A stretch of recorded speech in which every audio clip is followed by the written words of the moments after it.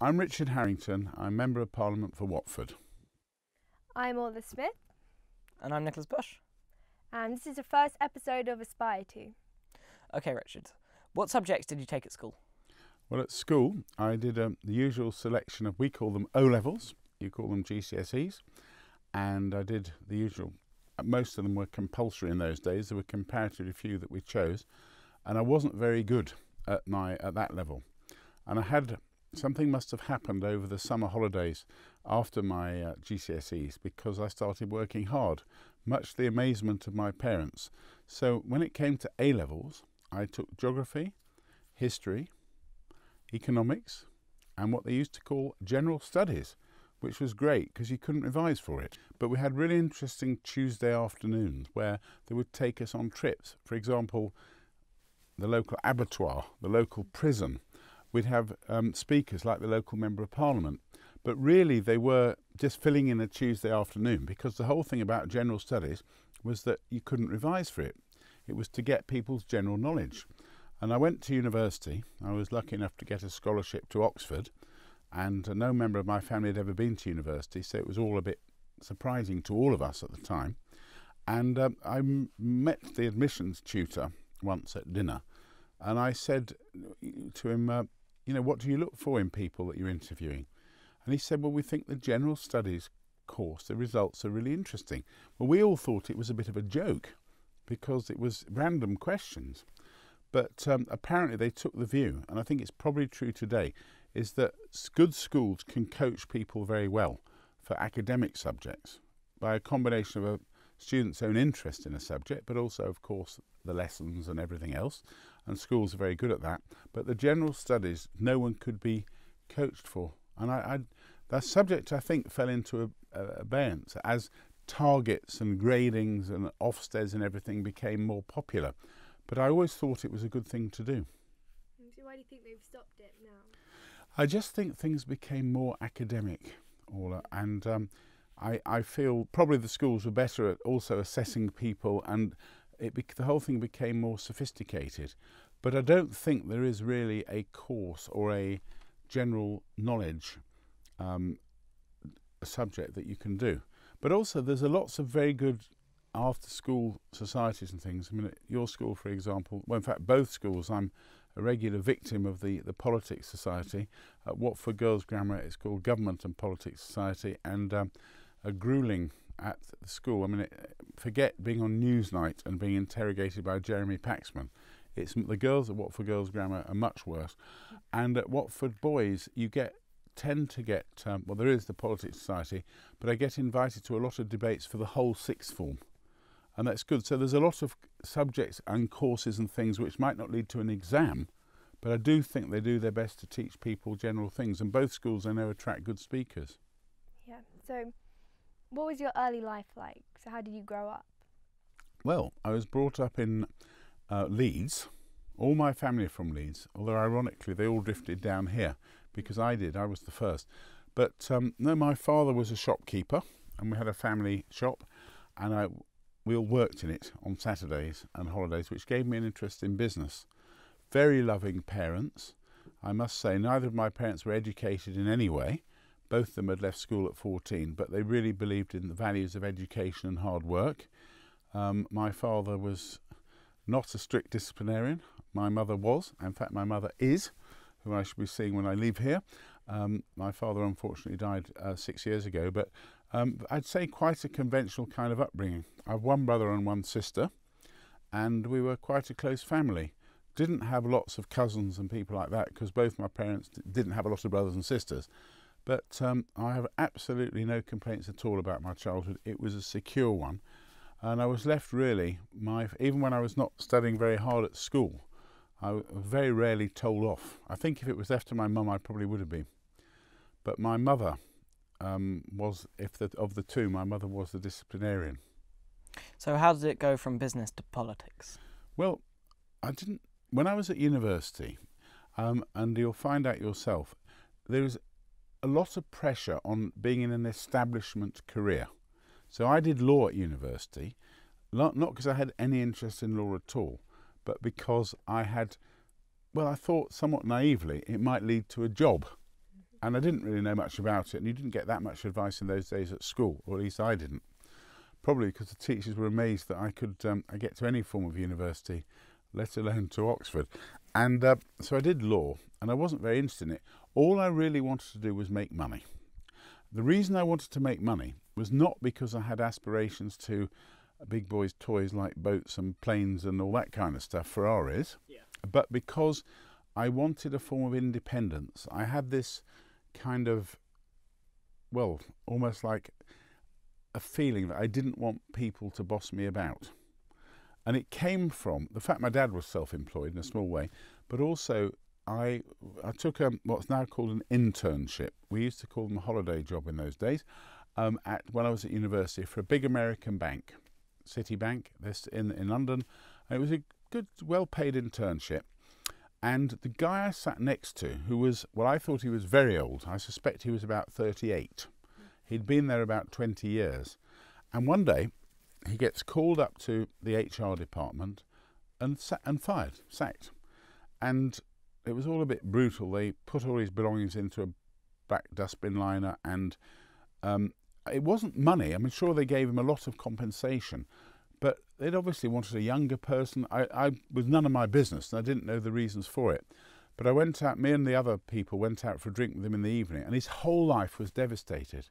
As I say, I don't think it was that his children would have had to have left school or losing their house. It wasn't that kind of devastated, but someone basically had done a list of people and thought, you're out. And I thought to myself then, I'm not going to let myself in a position where that's going to happen to me. So you're very determined. I was determined to get this independence. And, you know, I've done things in my life which many people with, with reasonably good school and graduate from a decent university, you know, I've driven minicabs, I've had a market stall, didn't bother me. Why? Because I could decide when I got up in the morning and when I finished work.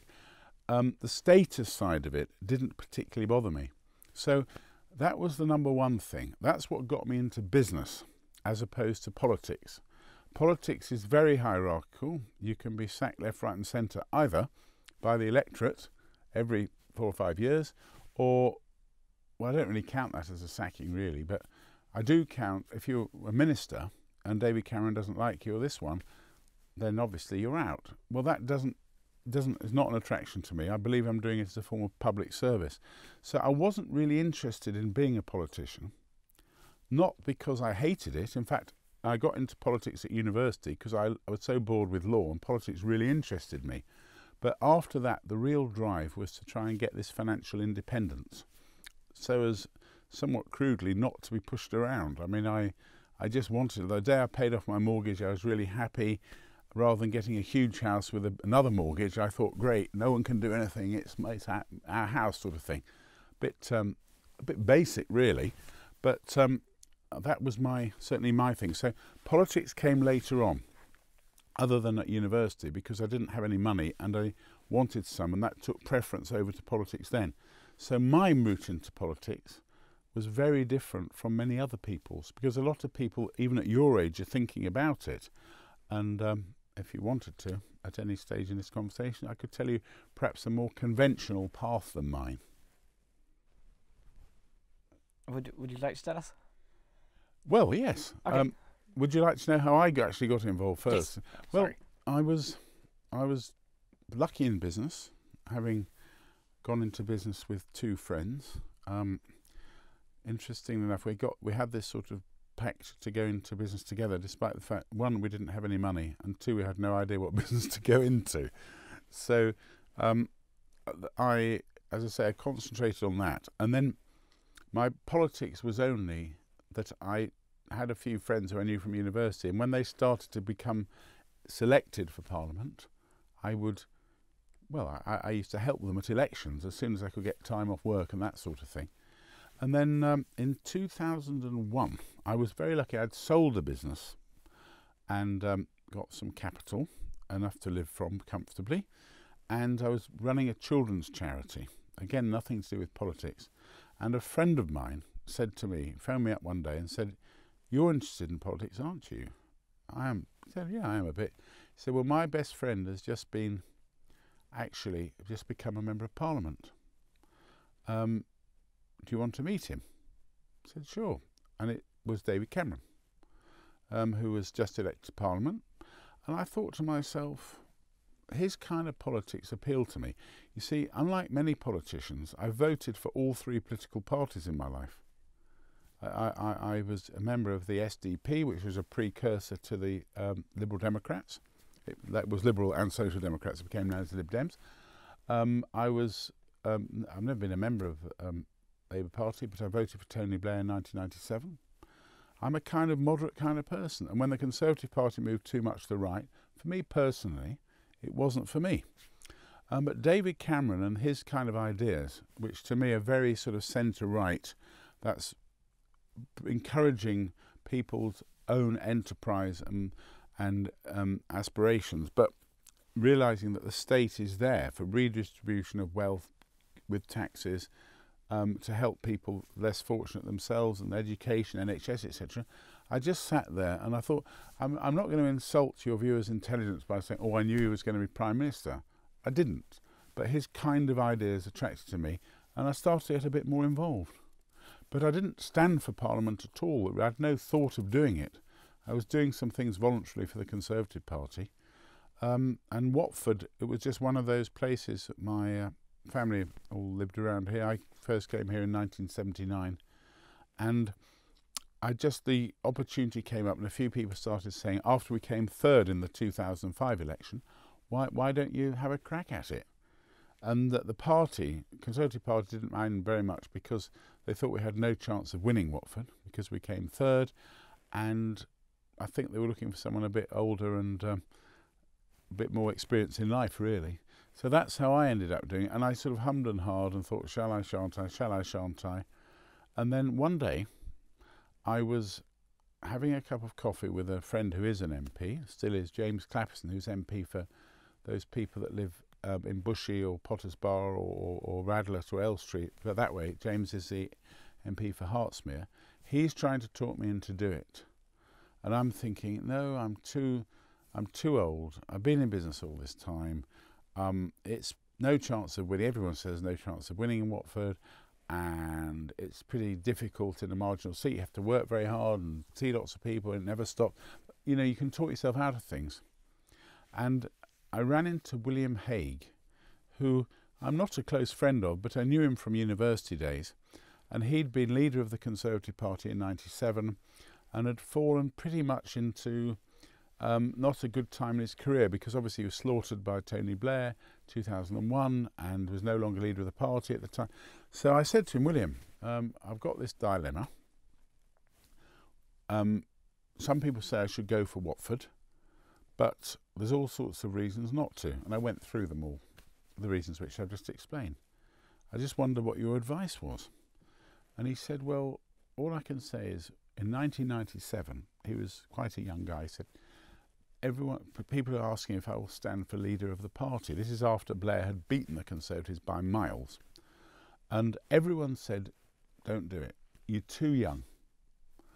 Tony Blair will wipe the floor with you. It's the wrong time of the political cycle, you know, because the Conservatives were so far down. And it'll ruin your career, and your life will be intolerable, your private life, all this kind of stuff. And he goes, you know what, Richard? He goes, looking back, they were absolutely right. It was a disaster for him. So, but the reason I went for it is the reason that you should go for Watford, and that is I thought I might never get the chance again. And you know, I thought to myself, why not? So I've always run my life on this basis of I don't want to be knocked over by the proverbial bus and lying there and thinking, if only I'd done that, why didn't I do that? So that's what I did, really. But of course, for a lot of people in politics, which I think is your true question, it's a calling for them for their whole life. For example, Grant Shapps, who is the chairman of the Conservative Party, he was at your school, he was at Watford Grammar. One day, Tristan Garrell-Jones, who was then the Member of Parliament for Watford, gave a talk to the school. I presume the sixth form, I'm not sure exactly, but he gave a talk to the school. And Grant, this is before emails, Grant wrote to him in the House of Commons afterwards and said, dear Mr. Garrell-Jones, I was really impressed with your talk. Can I come and see you? I'd really be interested in politics. I mean, he kind of knew then, and that got him interested. But most people that go into that field as a kind of a career from university, the very typical path would be to do politics at school, do politics at university, get a job for an MP, usually starting as an intern, getting actively involved, and then getting a job as a parliamentary assistant. And I have 3 staff, and all of them are under, Jenny, the eldest, I think is 25, it's all 22, 23. There's lots of good jobs for bright young people that work hard. And then when they get a little bit older, they'll perhaps go and work for a research department or one of the think tanks or something like that. And so it evolves until they get old enough to really have a crack, first of all standing for a no-hope seat, like in Labour's case it would be for a very safe Conservative seat or vice versa. And then by the time they get to their mid-30s, they're ready to stand for the seat that they're going to win. And that's a very conventional career path. These are the people that they really call professional politicians. Miliband, Clegg, Cameron, all 3 of them would fit broadly into that category. But that wasn't for me. And that's why I'm very happy with life, very privileged to do it. But I'm sitting here at my age at 56. I'm Member of Parliament for Watford, which I like. But I wouldn't have liked to have done that for 25 years. They all want to be in the cabinet and they all want to be Prime Minister and everything. It's a different thing. I believe I can contribute locally and I can add some value because I'm not climbing up the greasy pole in London. I feel I can really fight, for example, to get the Croxley rail link, to get money for the new hospital roads and stuff like that. You can really stick your neck out because if George Osborne's a bit upset with you, well, so be it. So I think you need people like me, but the people that really run the country, the Milibands, Cleggs and Camerons of this world, do tend to be from a pretty committed political background. That was a long answer, Nick, I apologise. Sorry. What sacrifices have you made to become an MP? Well, I've sacrificed my life in a way. This sounds dramatic, but my life doesn't belong to me anymore. I don't complain about that because you're basically saying I am owned by 80,000 people in Watford. They pay my salary. They've a right. I'm not saying they've a right to come inside my house, but basically they've a right to expect a certain standard of life. So for most people, your duty as citizens is to basically obey the law, pay your taxes, obey the law. Anything beyond that is a question of your own personal values, morality. Some people have religion, some people don't. Some people are brought up with certain values, some people unfortunately are not. But the duty of a citizen is to obey the law. If you're in any form of public life, I think you have to lead by example. So if I was the sort of person to, go clubbing in Watford and get completely blind drunk on a Saturday night and throw up all over the place, I couldn't. I say that as an example because I'm too old for all that anyway. But the point I'm making is you're saying that I don't really have a private life. For example, if I go to Sainsbury's on Sunday afternoon because we've run out of something, 3 or 4 people will come up to me and ask me things. Now, I don't mind, but I can't say, like if that happened to your doctor, the doctor would say, look, politely, it's Sunday afternoon, if you phone the surgery in the morning, I'll try and fit you in. We can't say that. You get jokes in restaurants about if you pay for a meal for your family, somebody will say, I bet it's on expenses and think it's the funniest joke they've ever heard. I mean, at the end of the day, you just have to say when you become an MP that you've got to think all the time about what you're doing, what you can't do, in a way that as a private citizen, as I say, you've fewer things that you have to do to comply. And you have to make your mind up to that. Now, I would not personally have liked to have done that with young children at home. I wouldn't like them to have to get involved. My youngest is, well, both are university age. My youngest is just 21, so it's different. Timing-wise, I wouldn't like to have done it with young children at home. That's a big sacrifice as well. This is a 6-day-a-week job. And whilst my business life, a lot of it was, I could control when I was at home at night. But now, most evenings, I'm invited out to things. You have to do them. Because if you don't, like tonight, I'm going to Watford Girls Grammar and the head's kindly invited me to, I think it's a classical music concert. Oh, you'll be there as well. And I'll be there at 6:45. I'm actually taking my mother because she likes that sort of thing. which is fine. I'm not saying I wouldn't normally go, but it is work. If I hated it, I still would say, well, I'd have to go, because if you don't accept invitations, people think, well, he can't be bothered. I actually can be bothered, but I mean, sometimes on a Saturday night, you feel like saying, well, I'm entitled to go and see a film if I want, or do whatever anybody else does, you know. So there's that kind of thing. And it's the thing I dislike about the job, there's loads I like about it, but people are rude about me that don't even know me. All politicians think the same. You know, it's not like, Nick, you could say, bloody Richard Harrington, I hate what the Conservatives have done for tuition fees, benefits, call it what you like. I understand that. But people say personal things and they don't know me. So, you know, again, so those things are a bit of a sacrifice, because normally if someone said you're a lazy so-and-so, you'd basically tell them where to go. We just have to grin. So you've said about you wanting to be involved in business and wanting to be a lawyer, but when you were our age or even like younger, did you have any like other ambitions? Well, I've never had, my only thing in life, and this, I don't say this should be my advice to you, because you might be a completely different kind of person, but I never plan anything. Some people have their whole lives planned out. I mean, you mentioned lawyer, Nick, you said before that your parents are lawyers. A lot of lawyers know more or less in their mind what kind of job, a level they're going to be at what kind of age. Doctors are the same. Some people know from being very young children what they want to be. I didn't. And I've always just had the view, you try something, if it works, fine. If it doesn't, well, you try something else.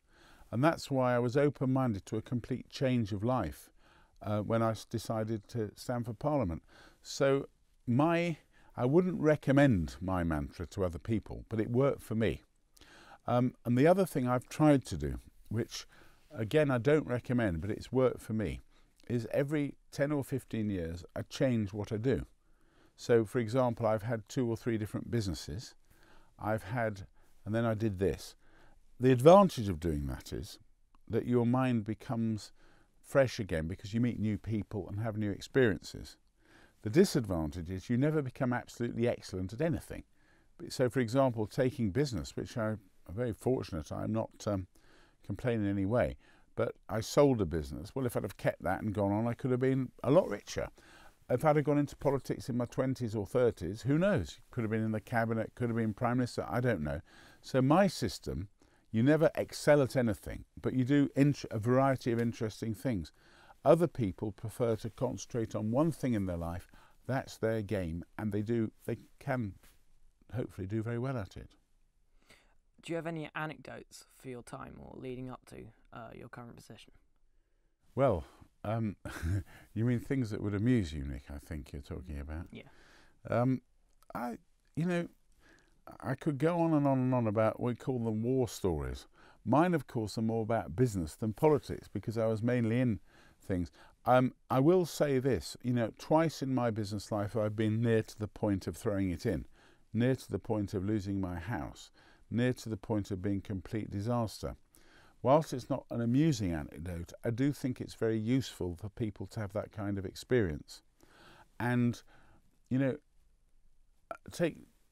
thing about politicians, take David Cameron. I mean, he's a clever guy, and whether one's politics is his or not, I think most people would accept that he and Miliband and the others, these are very smart people.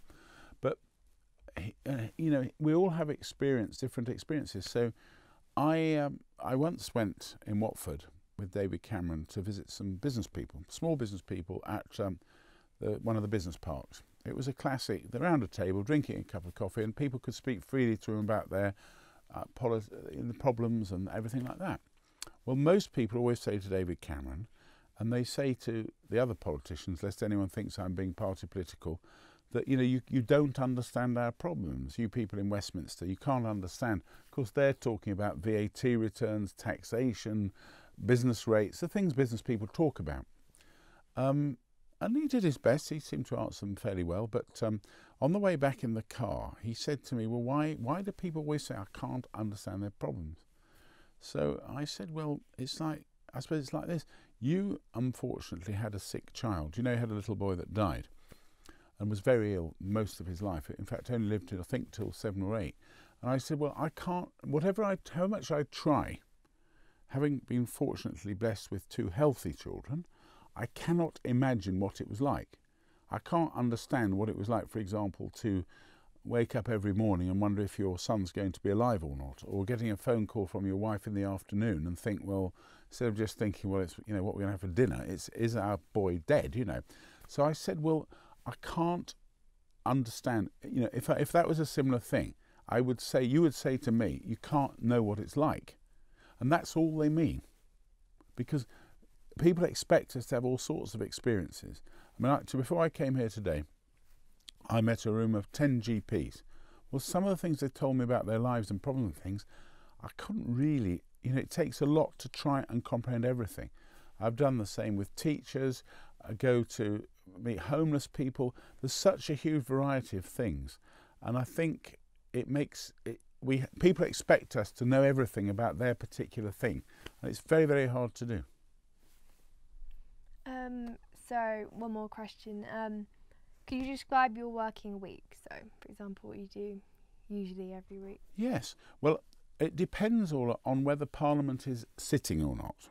So, like a true politician, I'll give you a waffly answer, but in, well, it's like in school terms, it would be in term time. Well, I'm in Parliament always Monday, Tuesday and Wednesday, which means really I don't leave till 10 or 11 at night, so you don't get home till midnight or whatever. And that's fairly consistent because we have our, apart from the voting, the debates we get involved, we have select committees, bill scrutiny committees, meetings to do with bits of legislation we're working on, all things like that. So it's fairly solid. So usually Monday, Tuesdays and Wednesdays are that. Thursdays, I'm either in Parliament or in Watford, depending. I try not to be in Parliament on Thursday, but it depends what kind of business, because we see a week in advance what business is going to be discussed.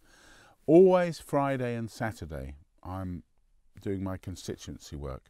And that's varied. Saturday mornings, for example, are surgeries, which are just like doctor's surgeries. People come, I hold them in the public library in Watford, and people come with their problems, one after the other. They're booked in, and then some people come without an appointment. So obviously if someone doesn't turn up, I slot them in, or they don't mind waiting until, you know, afterwards.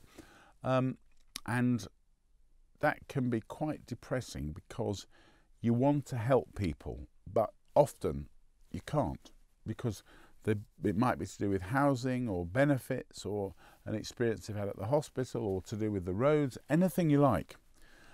Sometimes quite tragic cases to do with child custody and things like that. So that would be Saturday. But the rest of the Fridays and Saturdays are anything from opening events, from meeting with business people, or like this morning I met with the chief executive of the hospital trust as well, visiting people where they've got a problem, particularly old people that can't get out. I will go and visit them individually. I do loads of schools. I was at Parmeters on yesterday afternoon for a battering for 2 hours with the year 12s. Do the same at both of your schools. Sometimes the young children do an assembly and I explain a little bit about the job and that sort of thing. I visit a lot of churches and regularly meet the mayor to discuss local things. It's quite a varied occupation. I try and have Sundays off, but it's not always possible because obviously some of the things that come up are on Sundays, and I get invited to loads of things, and it's very hard to say no because, as I say, people think if you say no, they think you can't be bothered. They don't think, well, it's Sunday afternoon actually, you know, most people will be happy to not be there. But very pleased to do the job. I'm very pleased if I am knocked down by the proverbial bus, or if I am defeated by the electorate next May when there's a general election. If I don't do the job after that, I certainly wouldn't have any regrets, and I'm glad I did it. Sorry, just finally, what do you think was the worst point in politics that you've experienced? My personal worst was I was absolutely appalled at the Parliament's view on the military action in Syria last year, because I felt that we had, as civilised people who are fortunate to live the way we do, to stand by and idly see children gassed and attacked with chemical weapons and Parliament to vote to do nothing about it, I actually was quite ashamed about. Normally I don't get involved in foreign politics, and luckily most foreign affairs are quite consensual. They're certainly not on a party political basis. But I just thought of all the people that would have died in the last year, and that by voting the way we as a Parliament did, not me personally, and not what David Cameron wanted, but I actually felt quite ashamed because I felt it's our duty to try and do something.